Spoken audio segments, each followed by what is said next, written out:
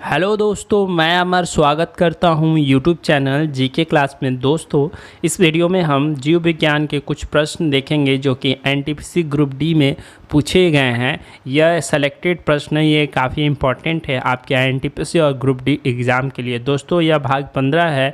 इससे पहले हमने भाग 14 बना लिया है। अगर अभी तक आपने उन वीडियोज़ को नहीं देखा तो उसका लिंक मैंने इस वीडियो के डिस्क्रिप्शन में दे रखा है, वहाँ से जाकर देख सकते हैं। दोस्तों, यह एक सीरीज़ चल रहा है जो कि एनटीपीसी ग्रुप डी और आरआरबी जेई एलपी टेक्नीशियन जितने भी 3-4 सालों में रेलवे में विज्ञान के प्रश्न पूछे गए हैं उसका एक सीरीज़ है।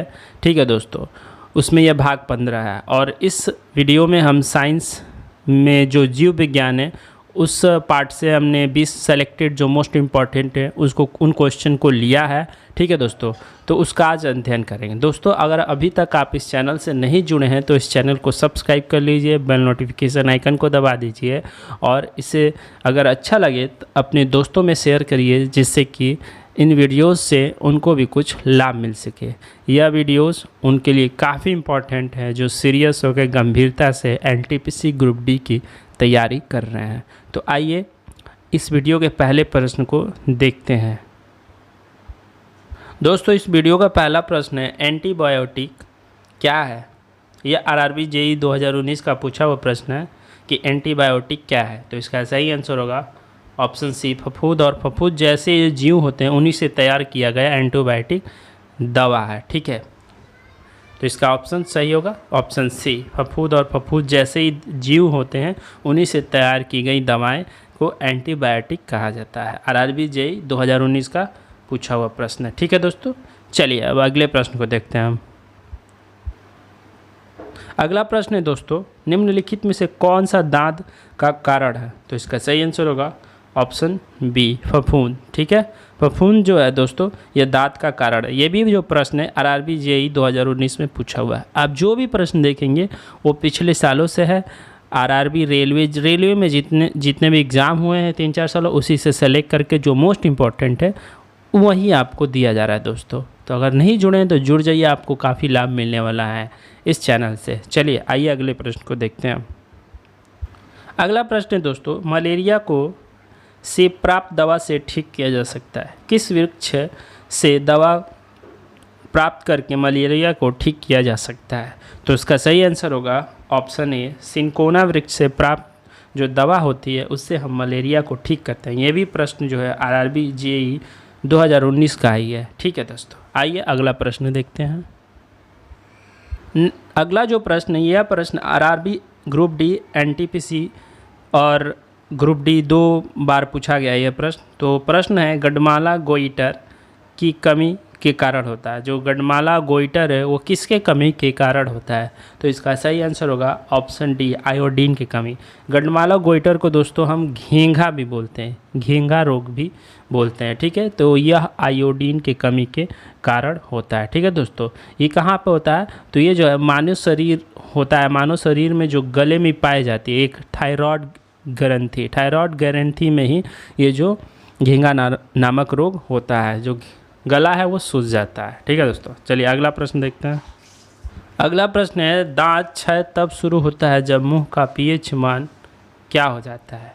दांत गिरना कब स्टार्ट होता है दोस्तों? या आरआरबी ग्रुप डी का पूछा हुआ प्रश्न 2018 में। तो इसका सही आंसर होगा ऑप्शन सी, 5.5 से जब पीएच मान कम हो जाता है तब दांत का गिरना शुरू होता है। ठीक है, यह आरआरबी ग्रुप डी का पूछा हुआ प्रश्न है। चलिए अब अगले प्रश्न को देखते हैं हम। अगला जो प्रश्न है दोस्तों है, हीमोफीलिया क्या है? तो इसका सही आंसर होगा ऑप्शन ए, यह एक रोग है जो रक्त का थक्का उत्पन्न करने वाले कारकों के लिए जिम्मेदार है जिनकी अनुपस्थिति के कारण होता है। ठीक है, अनुपस्थिति के कारण क्या होता है? हीमोफीलिया होता है।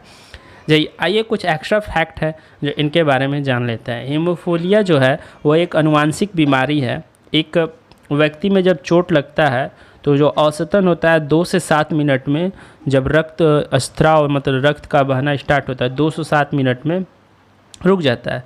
लेकिन जिनको हीमोफीलिया नामक रोग होता है, ठीक है, उनके साथ क्या होता है, उनके जो रक्त का बहाव होता है वो आधे घंटे से 24 घंटे में रुकता है। मतलब जो थक्का है वो आधे घंटे से 24 घंटे के अंदर में थक्का जमता है। ठीक है, ये प्रॉब्लम होते हैं। और ये जो हीमोफीलिया नामक रोग है अधिकतर मेल में पाया जाता है। ठीक है, और यह एक आनुवांशिक बीमारी है। ठीक है, चलिए अब अगले प्रश्न को देखते हैं हम। अगला प्रश्न है, निम्नलिखित में से कौन सा कृमि हाथी पाँव का कारण है? तो इसका सही आंसर होगा option C, filarial worms. Filarial worms जो है वो हाथी पाँव का कारण है। ठीक है दोस्तों, जो फाइलेरियल वॉर्म्स है इनको जीवाणु को हम क्या कहते हैं, इनको बुचेरिया कहते हैं। बुचेरिया जो जीवाणु हैं इसके कारण क्या होता है, हाथी पाँव नामक रोग होते हैं। ठीक है, ये आरआरबी ग्रुप डी का पूछा हुआ प्रश्न है। अगला प्रश्न देखते हैं हम।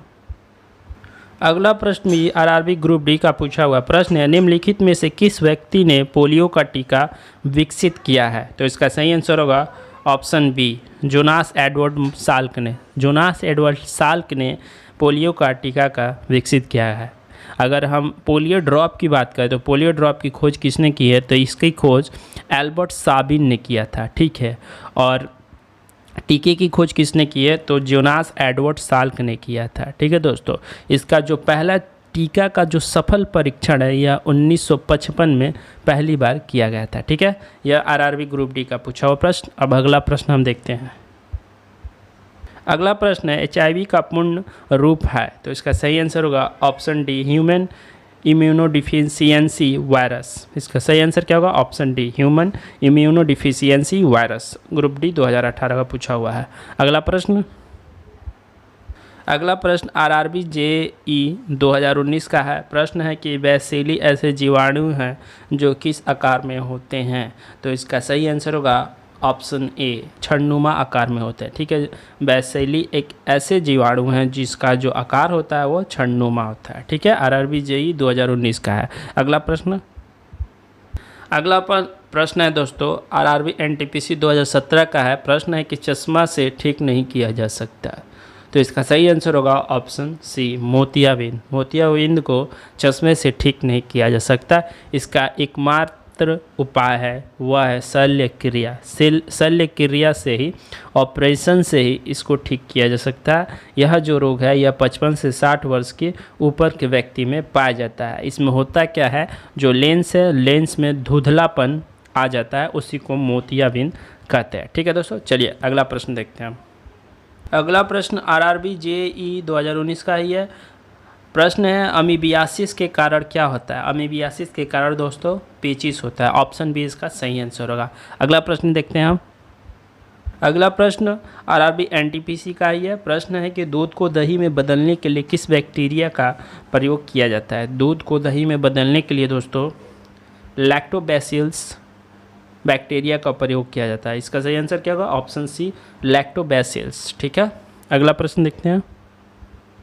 अगला प्रश्न आरआरबी ALP टेक्नीशियन का है। प्रश्न है कि पहला प्रकाश संश्लेषी ऑक्सीजन उत्पन्न करने वाला जीव पृथ्वी पर प्रकट हुआ था। पहला प्रकाश संश्लेषी ऑक्सीजन उत्पन्न करने वाला जीव जो है वो है साइनोबैक्टीरिया। साइनोबैक्टीरिया ही उत्पन्न हुआ था। इसके बारे में कुछ फैक्ट है दोस्तों जो हम जान लेते हैं। साइनोबैक्टीरिया को हम नील रहित शैवाल भी बोलते हैं। ठीक है, यह एक पुरातन जीवाणु है तथा पृथ्वी पर उपस्थित प्रथम ऑक्सीकारी प्रकाश संश्लेषी जीव भी है। ऐसा माना जाता है कि पृथ्वी पर ऑक्सीजन युक्त वातावरण की उत्पत्ति इन्हीं के कारण हुआ है। ठीक है दोस्तों, ये कुछ इंपॉर्टेंट फैक्ट थे जो जान लिए। साइनोबैक्टीरियल को हम नील रहित शैवाल के नाम से भी जानते हैं। ठीक है दोस्तों, यह प्रथम ऑक्सीकारक प्रकाश संश्लेषी जीव है और इसी के कारण ऐसा माना जाता है, ऐसा मत है कि जो इसी कारण क्या हुआ, पृथ्वी पर ऑक्सीजन युक्त वातावरण की उत्पत्ति हुई। ठीक है, ये आरआरबी ALP टेक्नीशियन का प्रश्न है। कुछ फैक्ट है जो जान लिए। चलिए अब हम अगले प्रश्न को देखते हैं। अगला प्रश्न है, ब्रेड बनाने में इस्तेमाल किया जाने वाला खमीर है। आरआरबी NTPC में पूछा हुआ है। तो दोस्तों इसका सही आंसर होगा ऑप्शन ए, किण्वन के लिए उत्प्रेरक के रूप में कार्य करता है। ब्रेड बनाने में जो इस्तेमाल किए जाने वाला खमीर है वो किण्वन के लिए उत्प्रेरक के रूप में कार्य करता है। ठीक है दोस्तों, किण्वन एक जैव रासायनिक प्रक्रिया है जिसमें जटिल कार्बनिक यौगिक सूक्ष्म जीवों की सहायता से सरल कार्बनिक यौगिक में विघटित होते हैं और इस क्रिया में सूक्ष्म जीव खमीर उत्प्रेरक का कार्य करते हैं। ठीक है, तो जो खमीर है वो किण्वन के लिए उत्प्रेरक के रूप में कार्य करता है। आरआरबी एनटीपीसी का प्रश्न है। अब हम अगले प्रश्न को देखते हैं। अगला प्रश्न आरआरबी ग्रुप डी का है कि प्रश्न एंड सवाल निम्नलिखित में से किस समूह से संबंधित है। तो इसका सही आंसर होगा ऑप्शन बी, थैलोफाइटा से। थैलोफाइटा से संबंधित है कौन सा? शैवाल। ठीक है, थैलोफाइटा क्या होता है? क्या थैलोफाइटा जो है समूह वो क्या होता है, आइए जानते हैं। यह वनस्पति जगत का सबसे बड़ा समूह है। इस समूह में पौधे का शरीर जो है वो सुकाय होता है, अर्थात पौधे जड़, तना एवं पत्ती आदि में विभक्त नहीं होते हैं। इनमें संवहन उत्तक नहीं पाया जाता। इसके अंतर्गत मुख्यतः शैवाल, कवक, जीवाणु आदि आते हैं। अगर बात करें थैलोफाइट में कौन सा आएगा, तो आप मशरूम को ले सकते हैं, क्योंकि उसमें क्या नहीं, पौधे, जड़, तना एवं पत्ती आदि में विभक्त नहीं होते हैं। ठीक है, चलिए यह प्रश्न आरआरबी ग्रुप डी का है। अगला प्रश्न देखते हैं हम। अगला प्रश्न आरआरबी जेईई 2019 का, ऐसे कवक जो अपने भोज के लिए विशेषकर कीड़ों पर निर्भर रहते हैं, ऐसे उन्हें क्या कहा जाता है। तो उसका सही आंसर होगा ऑप्शन डी, एंटोमोपैथोजेनिक। ठीक है, एंटोमोपैथोजेनिक कहा जाता है। जो ऐसे कवक जो भोज के लिए विशेषकर कीड़ों पर निर्भर रहते हैं उन्हें एंटोमोपैथोजेनिक कहा जाता है। आरआरबी जेईई 2019 का पूछा हुआ प्रश्न। अगला प्रश्न देखते हैं हम। अगला प्रश्न है, निम्नलिखित में से क्या बीजाणु निर्माण द्वारा प्रजनन करता है। निम्नलिखित में से क्या बीजाणु निर्माण द्वारा प्रजनन करता है। तो सही आंसर होगा ऑप्शन ए, राइजोपस। राइजोपस जो है वो बीजाणु निर्माण द्वारा प्रजनन करता है। ठीक है, इसके कुछ फैक्ट है जो हम जान लेते हैं। कवक वर्ग की भांति इस वर्ग के सदस्य जो है वो पर्णहरिम रहते हैं। ये सभी सुकाय वनस्पति हैं, अर्थात इनके शरीर के ऊतकों में कोई भेदकरण नहीं होता है। हाइड्रा और प्लेनेरिया में प्रजनन क्रिया अलैंगिक जनन से होती है। ठीक है दोस्तों, इसका सही आंसर क्या होगा, राइजोपस, ऑप्शन सी। ये क्या है, ये बीजाणु निर्माण द्वारा प्रजनन करता है। ठीक है, चलिए अगला प्रश्न देखते हैं हम। अगला प्रश्न है आरआरबी एएलपी टेक्नीशियन का। प्रश्न है कि कवक की कोशिका भित्ति बनी होती है। तो इसका सही आंसर होगा ऑप्शन सी, काइटिन की। काइटिन की जो है कवक की कोशिका भित्ति बनी होती है। अगला प्रश्न देखते हैं हम। दोस्तों अगला प्रश्न और इस वीडियो का अंतिम प्रश्न, प्रश्न संख्या 20वां प्रश्न है कि मशरूम एक है। मशरूम क्या है। तो इसका सही आंसर होगा ऑप्शन बी, कवक है। ये आरआरबी जेईई 2019 का पूछा हुआ प्रश्न है। दोस्तों जीव विज्ञान में पिछले सालों में जितने भी महत्वपूर्ण प्रश्न थे उसमें से मैंने मोस्ट इम्पॉर्टेंट 20 सेलेक्ट करके यह 15 भाग दिया। इससे पहले मैंने भाग बनाया है 14 तक, उसमें भी जीव विज्ञान के प्रश्नों का मैंने डिस्कशन किया है। अगर आपने नहीं देखा है तो वह वीडियोस का लिंक मैं इसके डिस्क्रिप्शन में दे दिया, वहाँ से आप जाकर देख सकते हैं। दोस्तों अगर ये वीडियो पसंद आया तो मेरे चैनल को सब्सक्राइब करके बेल नोटिफिकेशन आइकन को दबा दीजिए, जिससे कि मैं जो आगे भाग डालने वाला उसका नोटिफिकेशन आपको सबसे पहले मिल जाए। दोस्तों इस वीडियो को आगे शेयर करिए जो एनटीपीसी ग्रुप डी की तैयारी गंभीरता से कर रहे हैं। दोस्तों चलिए, अगर आपकी कोई राय हो तो कमेंट में ज़रूर दें। चलिए इस वीडियो को यहीं पर अंत करते हैं, मिलते हैं इसके अगले भाग में। धन्यवाद।